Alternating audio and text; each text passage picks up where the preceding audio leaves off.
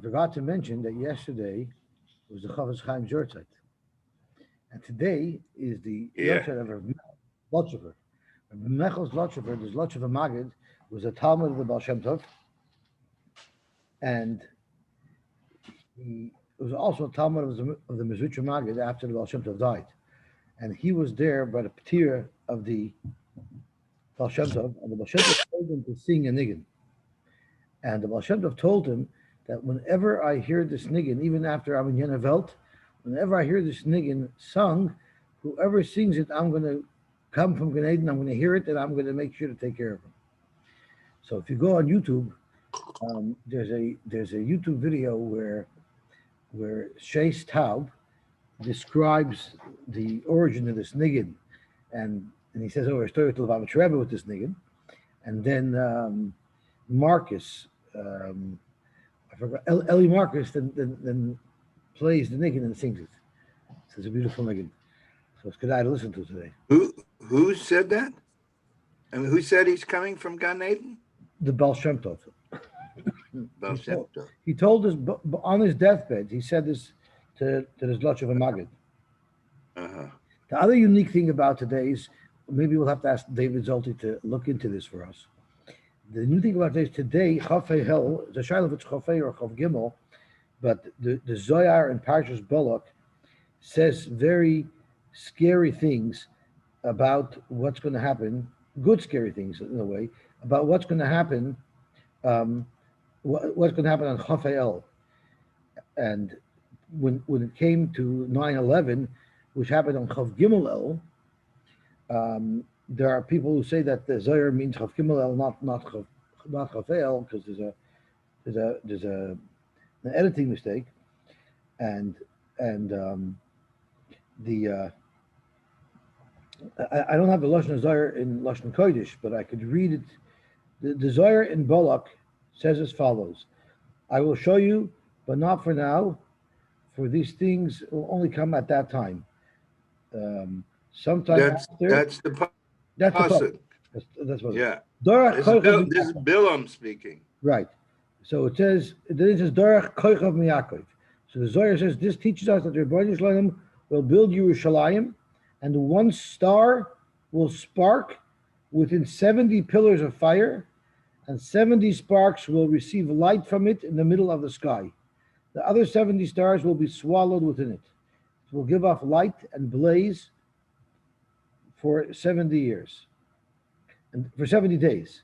At the end of the 6th day, it will become visible at the beginning of the 25th day of the 6th month, which is Chafei El.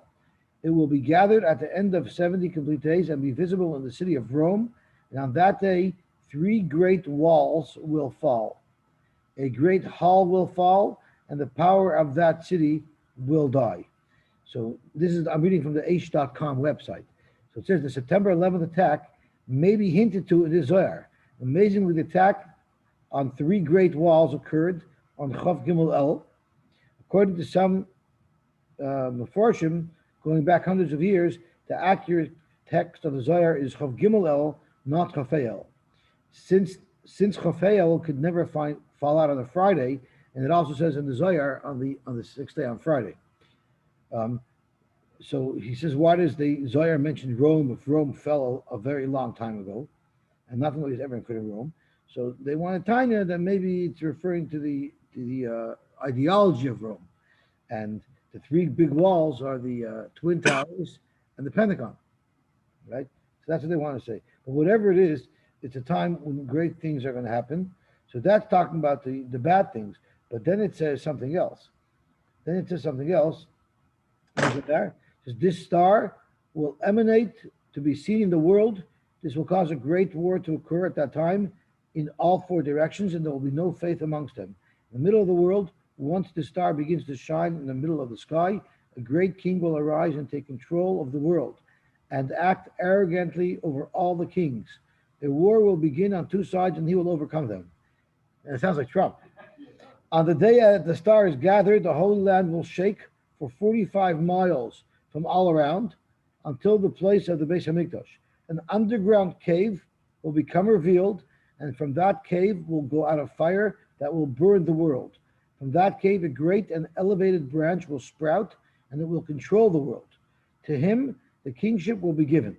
The holy and elevated ones will gather around him, and then Mashiach will be revealed in the world, and to him will go the kingship. The world at the time that Mashiach will be revealed will have been experiencing trouble after trouble, and the enemy of Eretz Yisrael will be prevailing. Then the spirit of Mashiach will be aroused against them, and the evil of Edom will be destroyed. The entire land of Seir will be destroyed by fire. It's already talking by Lebanon. I'm not sure where Seir is.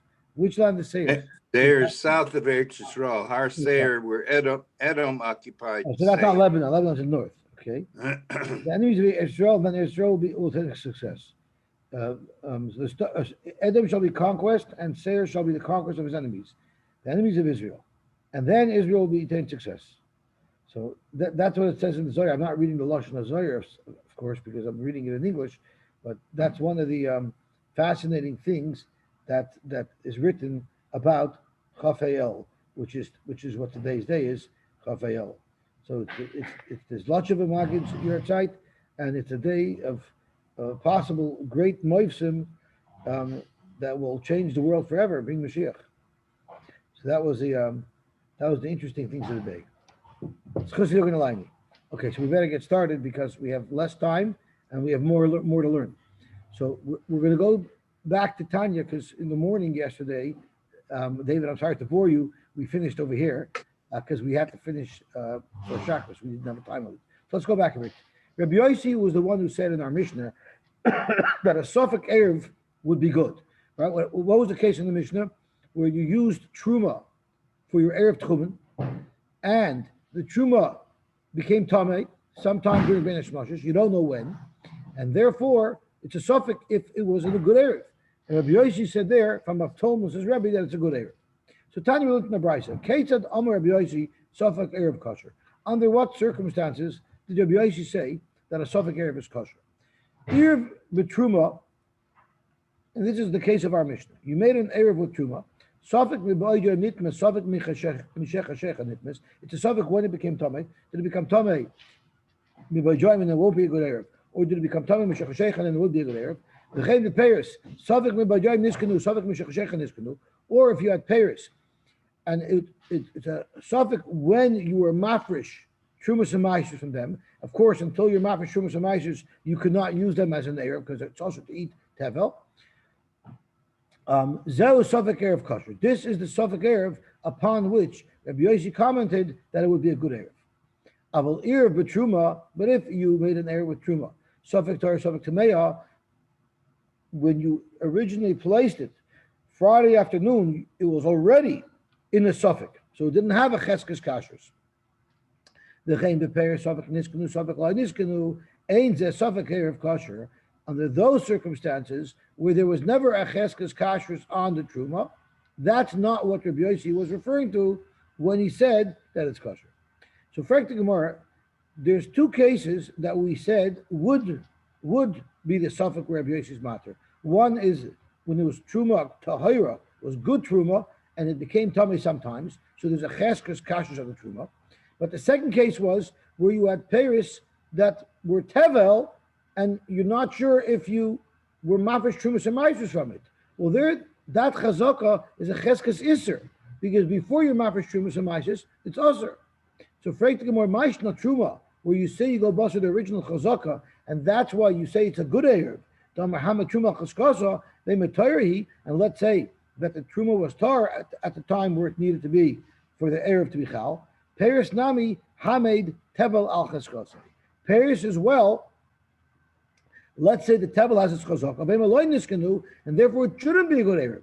So why did the Brisa say that under these conditions, Rabbi Yosy would hold it would be a good Erev? So tomorrow, don't say that it was Tevel, and it's a Suffolk if you took Trumas and Maishers from it. No, it was Chulin. It was Chulin. It was Chulin, and Truma got mixed into it, which now makes you not able to eat it, or maybe Tevel fell into it. So you had Chulin that had a Cheskes Kashrus, and sometime after you left it there, either Tevel or Truma got mixed into it, and it's Suffolk Mishachashech and Idmu, and under those circumstances where there was a Cheskes Kashrus, that's where Rabbi Yosy says it's a good Erev. Zok Tehel Gemara Bata. Boy, Reb Shmuel bar Reb Yitzchak bar Rav Huna. Reb Shmuel bar Yitzchak asked Rav Huna the following question. He had two kikros. Echas Tamei v'Echas Torah. One was 100% Tamei, one was 100% Torah. But the problem is, you don't know which one is which. You didn't have a plumber on any of the kikros, so you don't know which of these two kikros are good. So you know for sure you have a good kikar. You just don't know which one it is. So practically speaking, you won't be able to eat it anyway. But Lamaisa, you have a good kikar here. V'amar, and you told your shliach, Irvu libit tahara b'chol makam shehi. Use both of them, but of course, which kikar do I want to be the one that's going to actually affect the Erev? The one that could, the one that's Torah, would that be a good Erev? Mao. So Tiboiler of Meir, Tiboiler of Yosy. So I couldn't have Meir who's normally machmer by a suffix. So I couldn't have Yosy who's normally meko by a suffix. The shaila was appropriate. Tiboiler of Meir, Atkan like Kamar of Meir Hasam. Where did the Meir say that by a suffix it's not a good Erev? The Leka Torah. There's no Torah, right? On the suffix, on the tzad that the truma became tamei, there's nothing here with which to be able to make the Erev. But hacha Torah. Here, no matter what, we know for sure there's a kikar here that's Torah. We might not be able to identify it, but we know for sure there's something Torah here. While in Reb Meir's case, where he was machmer, there's nothing Torah here. Maybe Rabbi Yossi is meko over there. If it is Torah, you know which one it is, so you can identify what the kikar is that you're being kodesh shvisa with. Aval hacha halo yodla. There might be something Torah, but I have no way of identifying it. So maybe that's not good. Amar Leis, Rav Huna answered, your shaila is not relevant. Because Bein Reb Yossi, Bein Reb Meir, you forgot an integral ingredient, condition of Erev. Everybody agrees before you start the process, when on Erev Shabbos you place this Erev, at that point for sure you have to be able to eat it. At that point. If you have two kikras and one of them is tamei, and of course we're talking about truma, you can't eat either of them. So since you can't eat either of them at the time you place the Erev, all bets are off. It's not a good Erev. Boy minei Rava merav Nachman. Rava asked Rav Nachman Ashayla. And when I learned this yesterday, I was confused. I didn't have shot, but yesterday I had a chance to research it and think it over, and I think I have shot.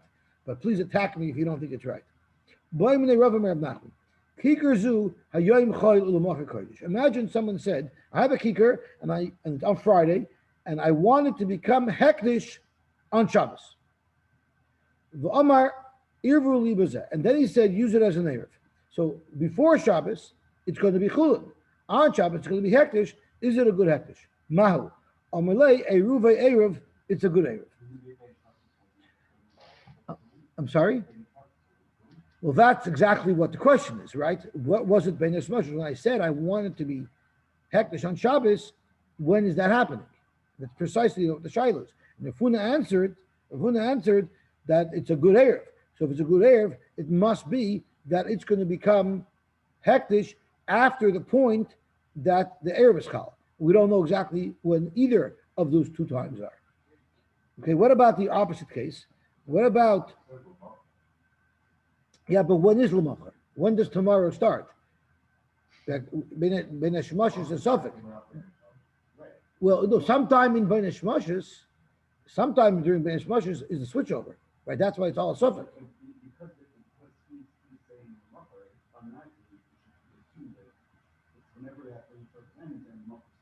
Correct. But we don't know when that is. We don't know what time that is.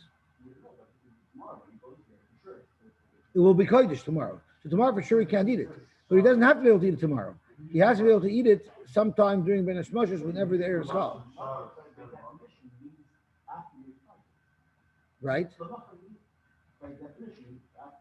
So therefore you're saying regardless, so what you're saying is, which is exactly what my difficulty was, is what you're saying is wherever that point in time is, after that point in time passed, after the switchover, on the Shabbos side of the switchover, that's when it's going to become hektish. And you're suggesting that as long as on the choil side of that switchover, it's chulin, it should be a good Erev. Okay, that's how I understood it. It's exactly how I understood it, and that's why I had a problem. And we'll get there in a second. I think so. So Mechi understands very well, which is how we both understood it yesterday, is that Eruva Erev because up until the switchover, it was chulin. Okay. What about a yom kodesh ulumocher chol? What if I said I had something that was hektish, right? And I was going to be pointed, and I said that this kikar that's hektish, I want to transfer its kedusha to cash that I have in my house, but I want that transfer to occur again, lemocher, the strike of Shabbos. And v'amar irvu libuzeh. And then they said, I want it to be an erev. It's not a good erev. Based on Mechi's understanding, it's very good.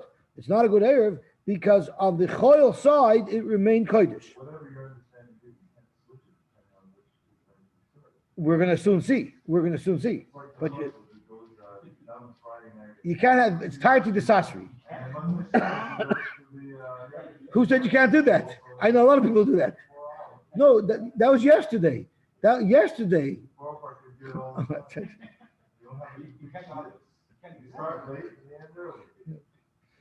Okay, so it's not a good. Yossi, how does something change to rishus on Shabbos?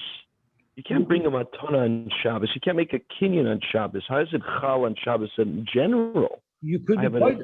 You could be paid the hektish. On Shabbos.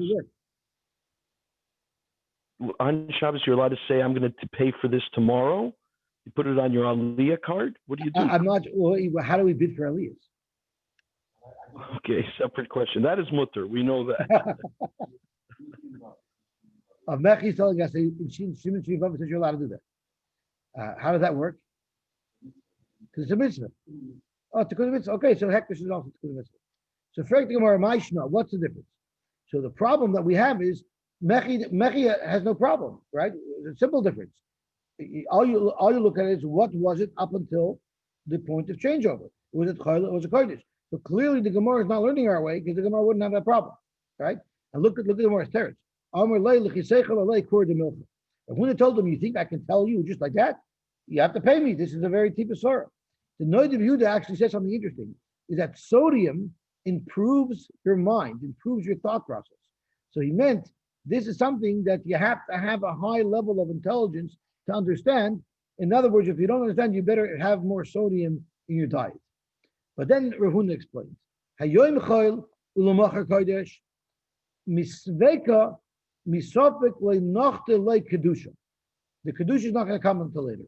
Hayoim kodesh u'lamacher chayil misveka le'paka le'kedusha tevineh. So this is what we didn't understand. We thought we had it clear. So I learned that we're making a very big mistake. Because I always thought, until I pondered this Gemara and I listened to Rabbi Elephant, I always thought that we say that the Erev is Chal Ben Hashmoshes, it's because it's Chal at the exact point that Shabbos comes in. And that's why it has to be a good Erev Ben Hashmoshes. That's wrong. That's simply wrong. The Rabbanan said that sometime during Ben Hashmoshes, and in a moment, we're going to have a Shaila. Is it the beginning of Ben Hashmoshes where the Rabbanan say the Erev is Chal, or is it the end of Ben Hashmoshes Erev Chal? Regardless, it's not at the turning point. So when when the Chazal said you have to make Erev Tchumen, it was not about that it's Roy Lachila at that switchover point between Chayil and Shabbos. There's nothing to do with that. It's at some point during Ben Hashmoshes. It's either at the beginning or at the end. And the Gemara is going to discuss that Shaila very shortly.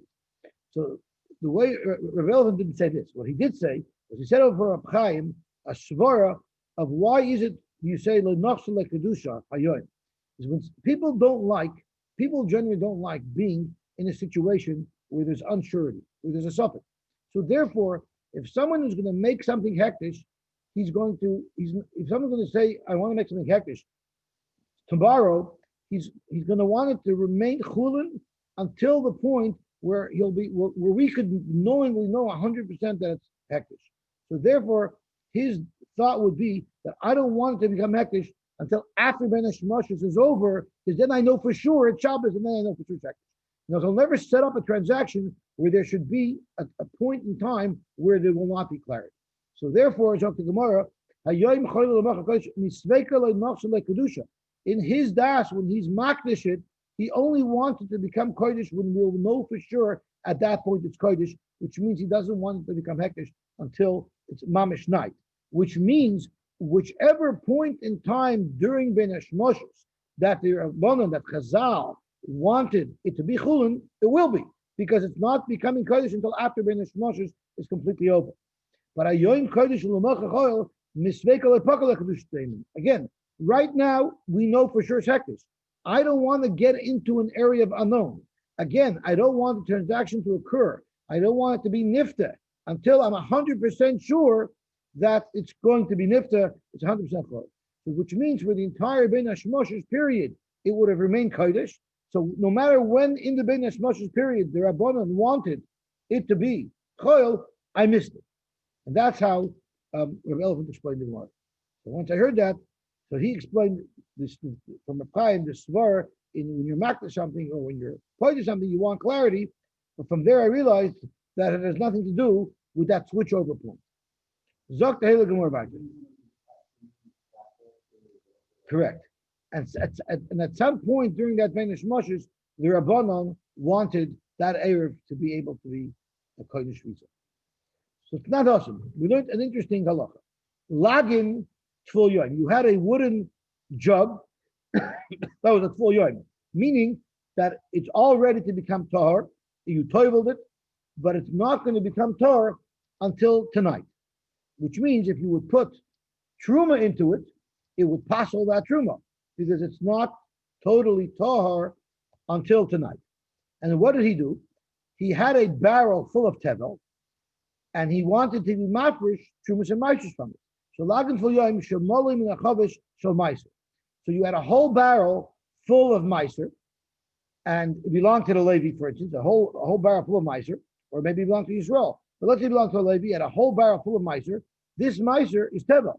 There's an iser misa to eat it, because before you can eat the tevel, you have to separate 10% of it for trumas meiser.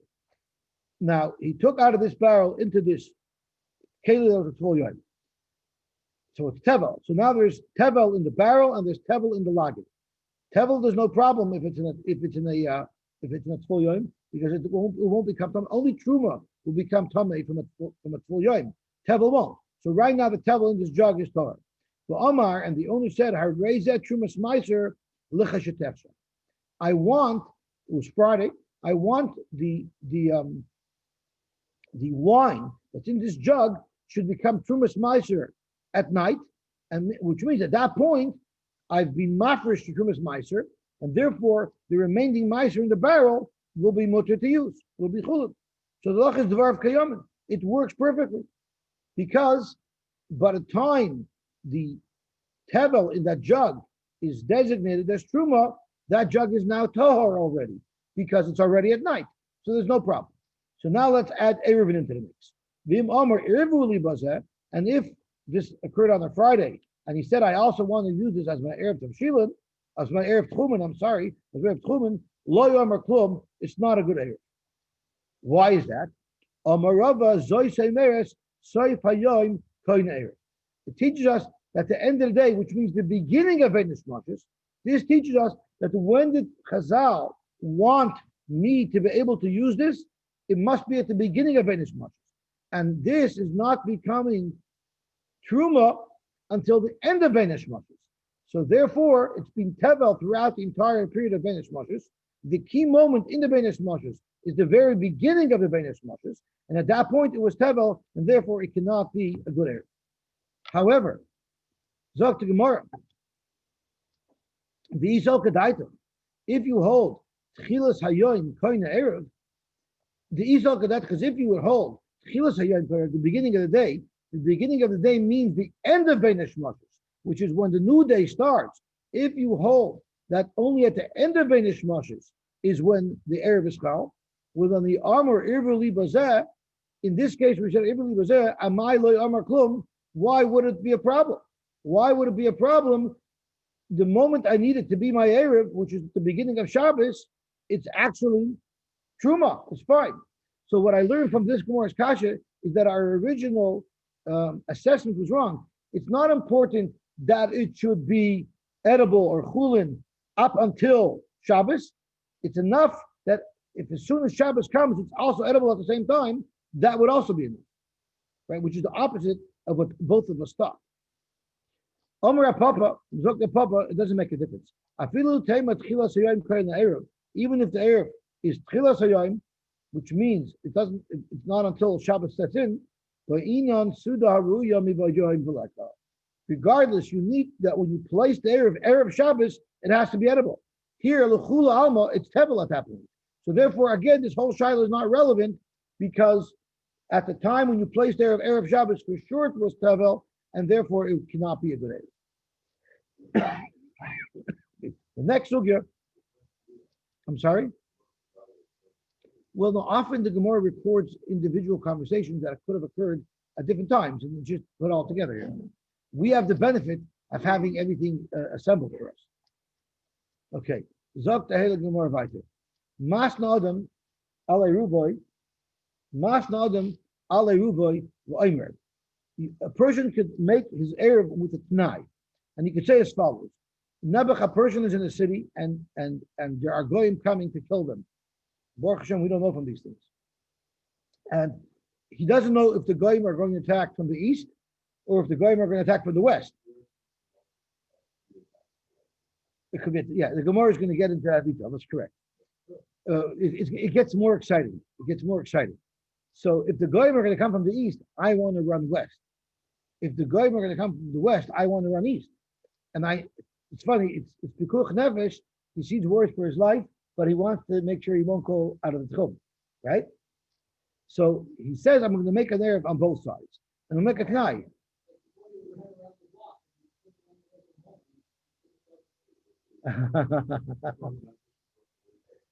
I'm sorry? Maybe it wasn't Pikuch Nefesh. If it was a tax collector, then it's not Pikuch Nefesh. It's going to cost him a couple of bucks. Okay. So in Bo Nachem in Amizrach, a Rubel Ma'ariv. I want my Erev to be to the west.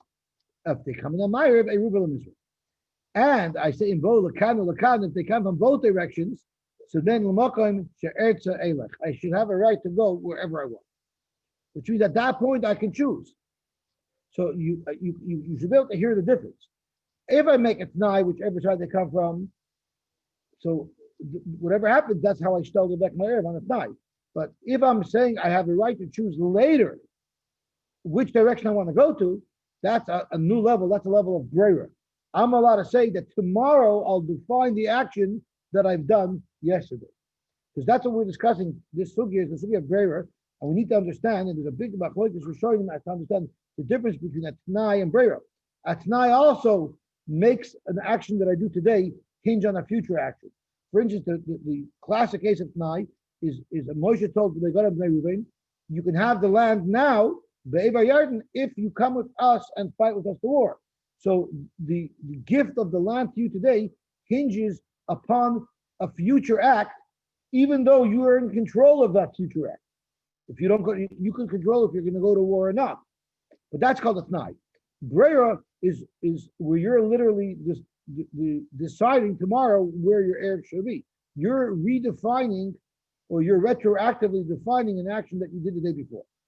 But there's a lot of controversy amongst Rishonim, the specific difference between Breira and T'nai. Anyway, so he said if they come in both directions, then I can go wherever I want. And loy bo, loy lakan, loy lakan. What if no, they don't come at all? Then I don't want either Erev to be chal. I want to stay in my city. Or what about the opposite? In there's an unbelievable speaker coming from the east side, and I'm going to want to go hear him speak. He's not coming to my city, but he's coming within 4,000 amas. So I want to be able to get to him to hear his drasha. Then they rubel mizrach, and then Ma'ariv rubel Ma'ariv. But if he comes to the west, I want to go there. Then l'mokom she'er te'elach, I can go either way. Whichever guy I decide I want to listen to, that's where I can go. Then I want to remain in my city. If one of these two people was his Rebbe, then Rabbi, because for sure his Das was to want to go hear his Rebbe speak.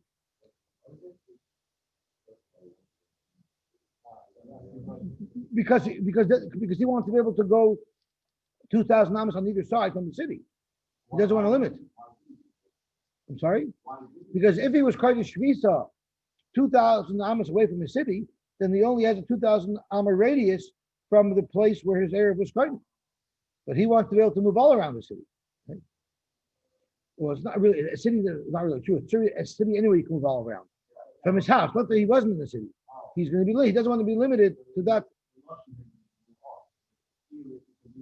Well, if it's a very small city, it's not 2,000 amas. He wants to be able to have that full radius.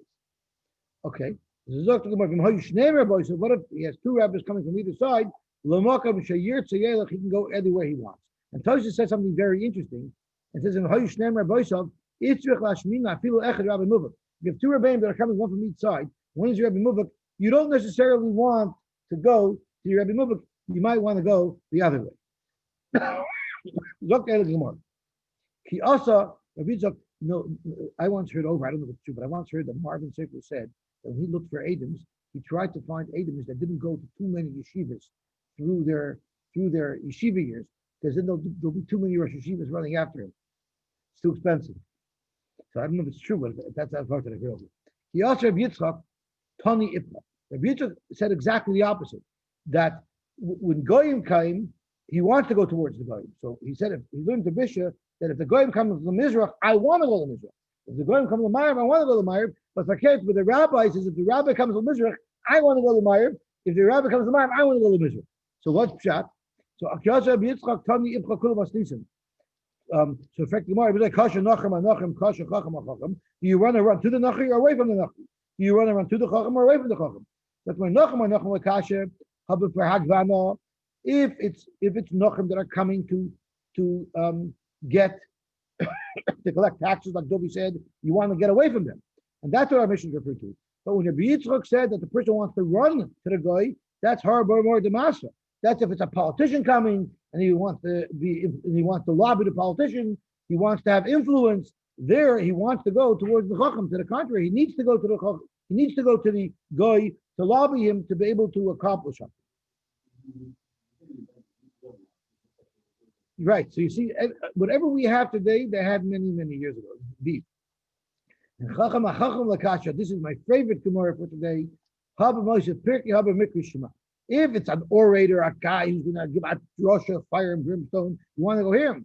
But the Mikra Shema, the Chacham could just be a little cheder Rebbe who teaches children how to say Shema. That's not going to interest you. You have no interest in going to there. So therefore, you want to go the other way. But the article brings down that it means it's a Rebbe coming to collect tuition. It's the tuition committee. So if the tuition committee is coming from one side, you want to run to the other way. And that's why you're running the other way. So it's interesting that the brother-in-law of Chaim Kanevsky, he has a sefer, I forgot what it's called. I always speak out from it. I forgot what it's called now. It's just slipping my mind. Because of that, because you see people run away from paying tuition, because of that, when a Gabi announces how much someone gives by an aliyah, you shouldn't announce it loud. Because there are certain people who will feel uncomfortable that can't give so much, and they might actually stay away from shul because they'll be afraid that they'll get an aliyah, and they're going to feel that pressure. And because of that, the donation shouldn't be called loud. I remember there's a lady who came over to me and told me, Yossi, if you're going to give me an aliyah, give it to me Shabbos by Mincha. Don't give me the Shabbos in the morning. As a lady, I'm getting so many aliyahs, it's very expensive. Right? That's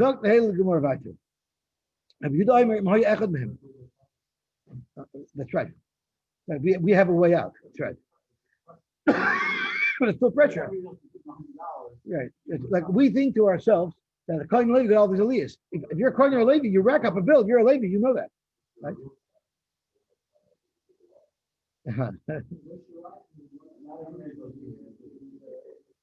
Right. Right.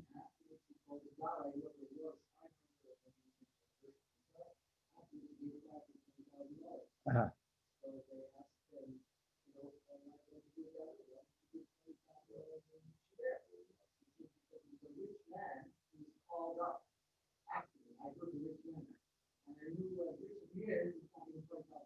So I didn't want to embarrass him. Oh, I mean, you wanted to encourage the guy to give, but not go overboard. I thought he would say, I didn't want the guy to get commission from the $20,000 check. Okay. Zak the Gemara weiter. Okay, so now we have another interesting Gemara. We have to move fast. What time is it already? It's 6:28, so we got to move. Rabbi Yehuda Omer, Im Hoya Echad Mehem Chacham. Zok the Gemara, if one of them is his Rebbe, he goes to his Rebbe. What about the Rabbanim? They hold it doesn't matter if one of them is his Rebbe. You still want to allow yourself the choice because they didn't make that distinction. So tomorrow for Rabbanon, Zimnin the Nichalei the Chavrei Femi Rabbi. Sometimes you'll want to learn from your Chaver. You don't want to go to your Rebbe. You'd rather learn with a Chaver where you'll steig more from. So Rabbi Elvin's book got two very interesting things. On this, he said, it says v'hafta l'reach kamocha zeh klal gadol b'Torah. So plus that we learned that it's a big cloud to like your friend.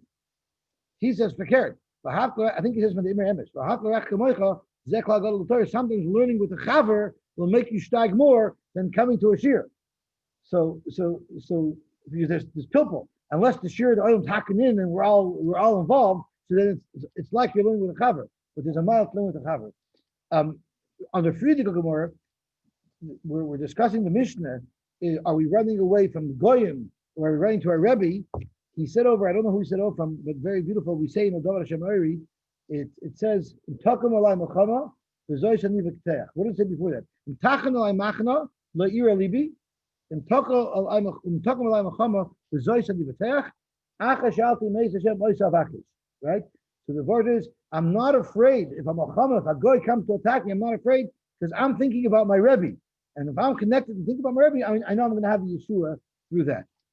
So that's how they tell to the Davar Hashem to this Mishnah.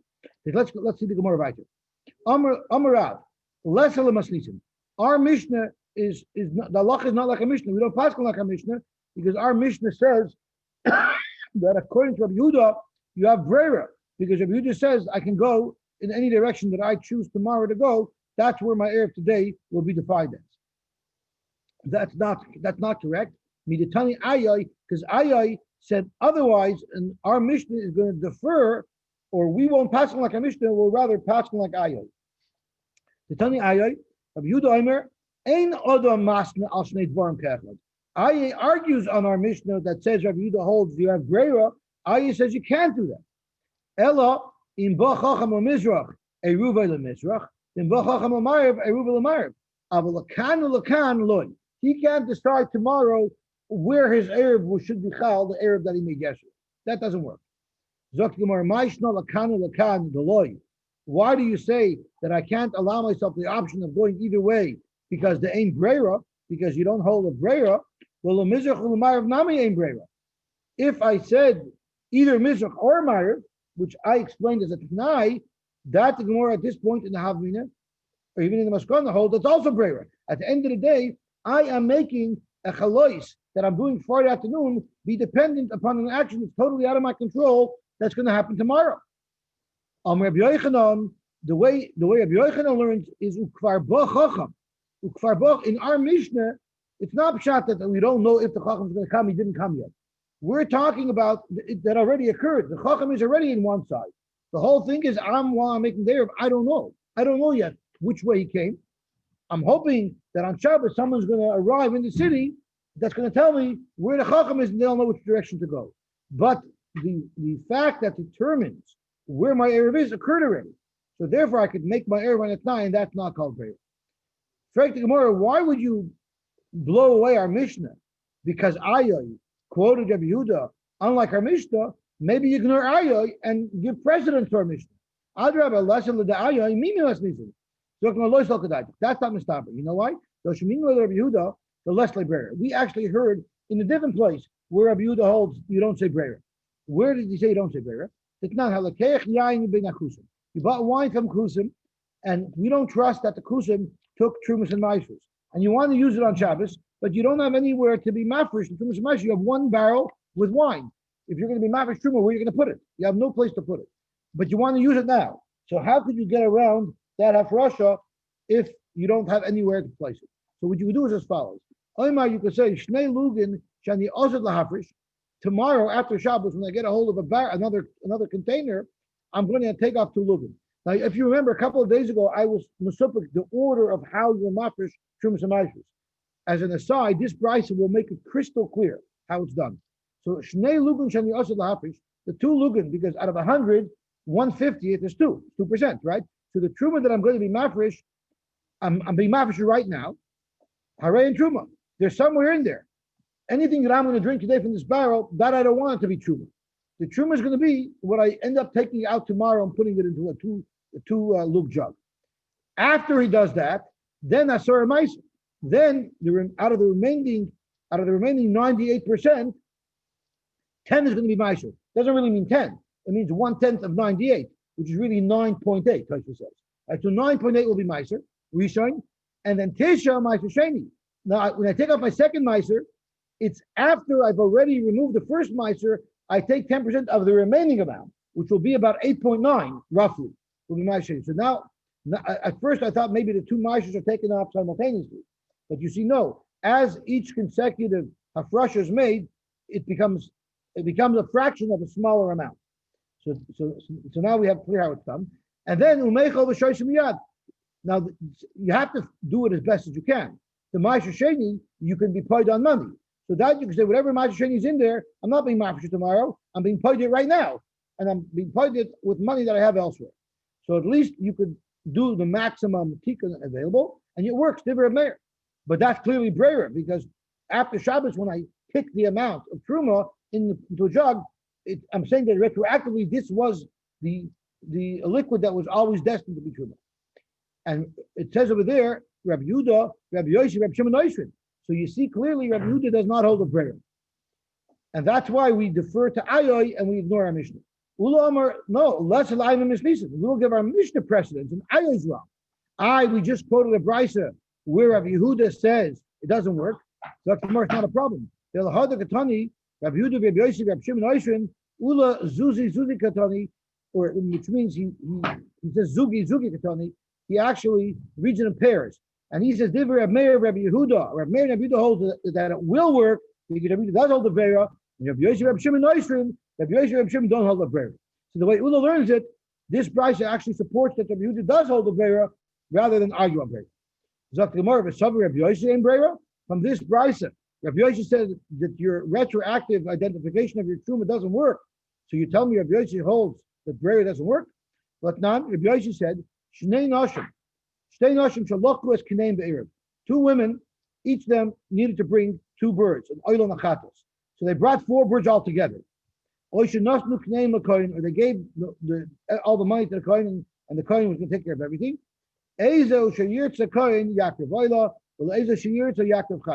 So not only can the kohen determine which bird goes to which woman, he also can determine which is a chatos and which is an oil. So that clearly is brera, because they're basically saying whichever the kohen determines is mine and my oil and my chatas later, I'm afraid it becomes that way. So Amarabba, no, that's not brera. Hazam kisha history. That's when there was a t'nai made when they bought it. The place is masber that we put our money together. When we're handing our money to the merchant or to the kohen, we don't know whose money is who. But we made a t'nai that whatever the kohen buys for me will be mine, and whatever the kohen buys for you will be yours. So the birds are actually separated. It was just their money that they gave together, and that's where there's a t'nai. So what's the whole chiddush? If there's a t'nai, it's very simple. We gave the money to the kohen, and we told the kohen, whichever money you want to use, it doesn't matter. Whatever you pick for me is mine, whatever you pick for her is hers. Why is that a chiddush? The Gemara tells me a big chiddush that we did in Shabbos. The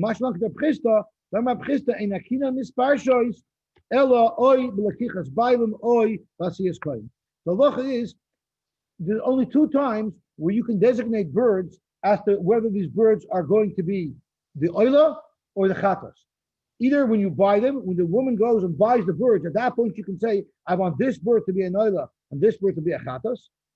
Or if she gives them to the kohen before she decides which is which, the kohen will decide which is oila, which is a chatas. What happens if she buys the birds, and when she buys them, she doesn't designate which is an oila, which is a chatas. And then a day later, before she brings it to the kohen, she wants to pick, this should be an oila, this should be a chatas. She can't do that anymore. And the Chizah brings a raya from Psukim that the only time a woman can designate which word is an oil and which word is a chatos is when she actually buys them. And if she doesn't do it at that time, then the only other time it can be designated which is an oil and which is a chatos would be when the kohen does it, and it's the kohen's choice. And I guess we better stop over here because Slichos is starting imminently. So have a wonderful day, and Mitchum will see you tomorrow. Yosy, before you shut off, I'm thinking. Maybe leave the camera on for Slichos. Sure, I can leave it on for Slichos. Okay, do that if that's So okay. I should just point it at the Amud, or should I point it? I was thinking maybe you put the slichas right under the camera and follow along the same way you were doing now. I just want to see how that works out. Yeah, but you Yeah, I turn can the do that. camera I'll do that towards the right now. Amud. No problem. I can do that right Turn the now. camera to the Amud. Let's try it. I want to see how it does, and if it works well, Fine. we can offer it as a continuation, as a lead-in for Fine. the. Okay, I'll do that right now.